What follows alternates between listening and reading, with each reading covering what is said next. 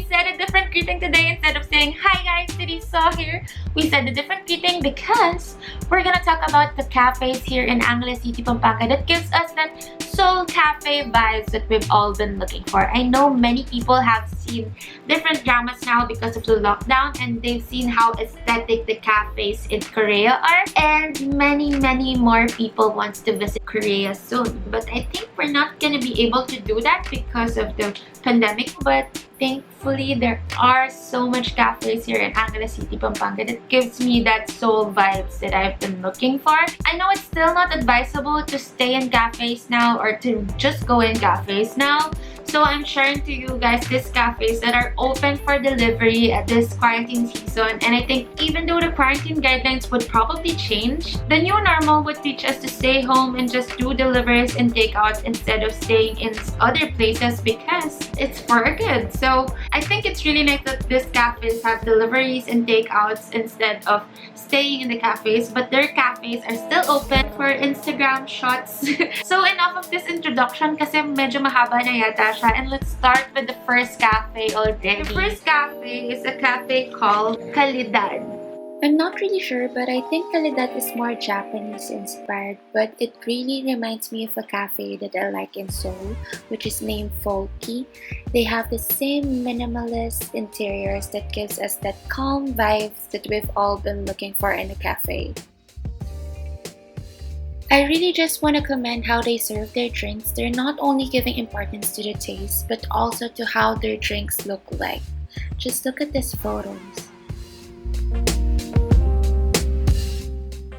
For now, they only accept orders for takeouts and pickups, but their takeout cups and bottles are also Instagrammable and would make you feel like you're in a cafe. I tried their almond milk latte a while ago because it's the lesser evil kasi bawal talaga ako ng dairy, and thankfully may almond milk latte sila. And kanina I think there was a hint of cinnamon na taste, and I really don't like cinnamon, but I still finish it kasi guys, ang sarap. Siguro dahil hindi din masyadong matapang yung coffee and balance lang yung coffee and creamy taste niya sa akin. So, I really love their almond milk latte. As you can see naman, di ba?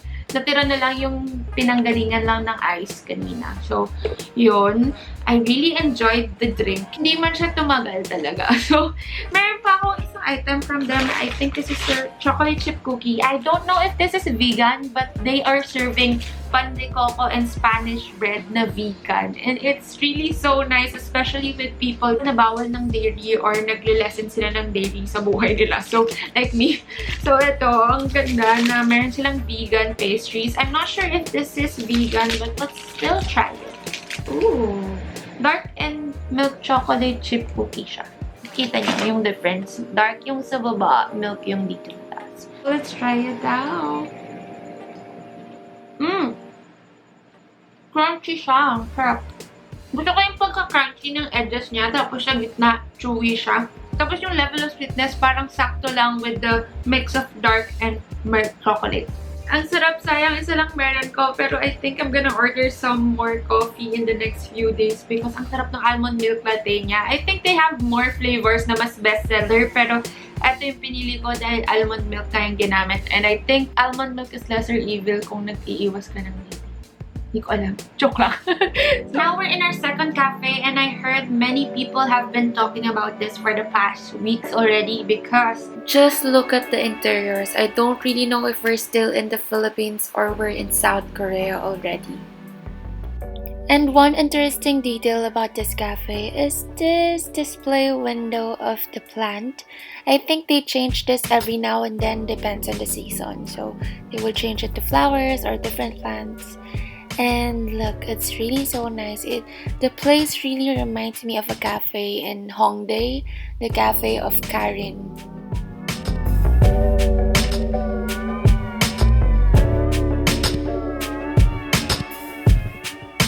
Wala akong masabi kundi ang ganda ng interior ng place.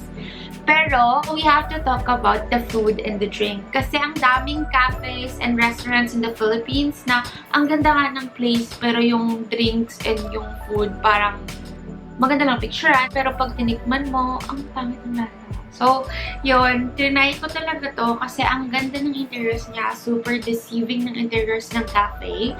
But when I tried their drink, super, hindi ko masasabing deceiving lang ang kanyang interiors. Super masarap din ang drinks nila. I honestly don't know with their pastries and sandwiches because I haven't ordered any of them, but I tried their drinks. This is my third Cafe Ana drink for the day.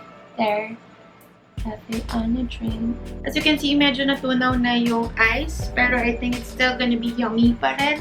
Buo-buo yung strawberries na kasama sa strawberry milk niya. This is the strawberry milk, but I tasted the strawberry mango, strawberry banana din kanina. And it's really, really so good. Yeah, strawberry milk talaga. It's getting pink now. Nakadalawa na akong drink kanina sa kanila, but I've been dying to taste this kahit na bawal talaga ako sa milk. It's gonna be worth it. My gosh, it's bringing me back to Dr. Althea. Meron akong favorite cafe in Seoul.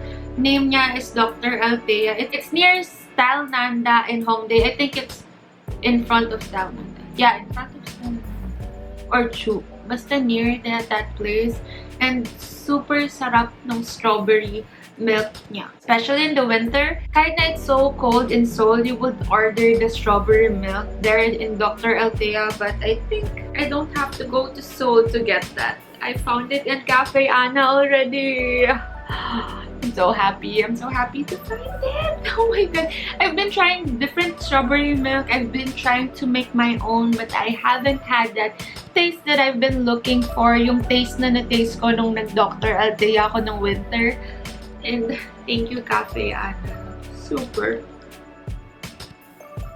Pagalitan ako ng mommy ko kasi ang dami ko nang naiinom na milk. So, let's move on to the next cafe. The third cafe that I'm gonna introduce to you is actually my friend's cafe. And I wanted to be honest and tell you guys that it's my friend's cafe because I saw how she really put her heart in making it possible to have this cafe, to build this business in the Philippines. And actually, this friend is really a Korean and she also has her YouTube account. I would put the link of her channel in the description box, so look through it. And I really want to share how she went to Korea and studied how to bake and everything to make it possible for us to taste how the sweets in Korea really taste like, and she really nailed it. Blooming Angel is not as pink as Style Nanda or Urban Space in Seoul, but it really gives off the same vibes.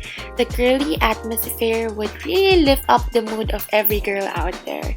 And I really love that there is a variety of choices for their pastries, and their pastries taste good. It really suits the taste of Filipinos and Koreans in town. So I'm really so happy. And guys, their specialty is something that is rarely seen in cafes because it's really hard to perfect this. It's macarons. I have here with me the chocolate vanilla. Kanina maganda pa yung pagka-frost niya, but now it melted because this was kanina pang 3 p.m. I'm so sorry guys, but we're gonna taste it. So nice. Ang ganda. Tignan nyo. Mix of chocolate and vanilla. So let's try it now. Napupusit na yung frosting niya.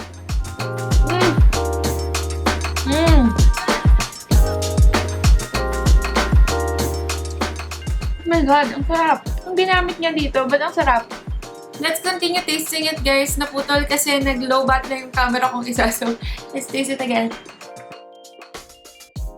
I've tasted so much macarons na since super interested ako sa macarons. And this is really different. I don't know why she calls it the macaron instead of macaron. Let's see ha. Anong difference nila?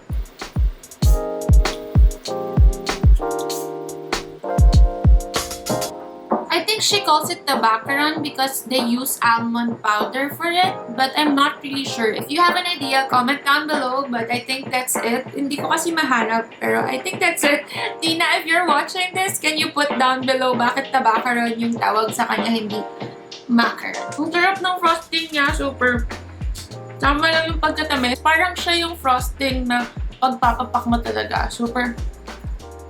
Ang galing, Tina. I'm so proud of you. She also has deliveries. Yung deliveries niya, she makes it through Grab delivery, I think. Basta may message nyo sila sa Instagram nila or sa Facebook nila. So, there. I hope you order and try their macarons. And yung tiramisu nila, nice din. And yung pizza nila, I tried it also a while ago. It's really so nice. Nawala na yung frosting. Dinilat ko kasi ang sarap. Grabe. So there it is, guys. Before ending this, I forgot to say that for Khalidan Coffee, you can order through their Instagram account or in their Facebook account. They have a Google form link there where you can order and you can choose whether you're gonna pick it up or you're gonna have it delivered. So there for Khalidan. And for Cafe Ana, I think you have to be a member of Let's Be. There's this Korean application here in Pampanga, but I don't know if you could actually register if you don't have the Korean name. For me, I know my Korean name and I have KakaoTalk, so it was easy for me to register in Let's Be. But there, they accept their deliveries through Let's Be. And I think they also accept advance orders, I don't know, but you can message them in their Instagram account. They're really responsive in their Instagram, so you can message Cafe Ana in Instagram. And for Bloomy Angel, I'm gonna say it again, you can message them in Facebook and Instagram and have it Grab delivered. So there it is, guys. I hope you enjoyed this video. These 3 cafes that I have shared to you guys have good interiors and they do play things so well, but guys, I encourage you guys to do takeout or do deliveries now. Even when things get a little better, don't stay in cafes for so long. You can take your photos and just go because we all care for our health, right? And for the health of the people around us. So let's all be cautious even though we want to visit these places. So I hope you enjoyed this video and I hope to see you in my next videos. Thank you so much for watching. Bye! Annyeong!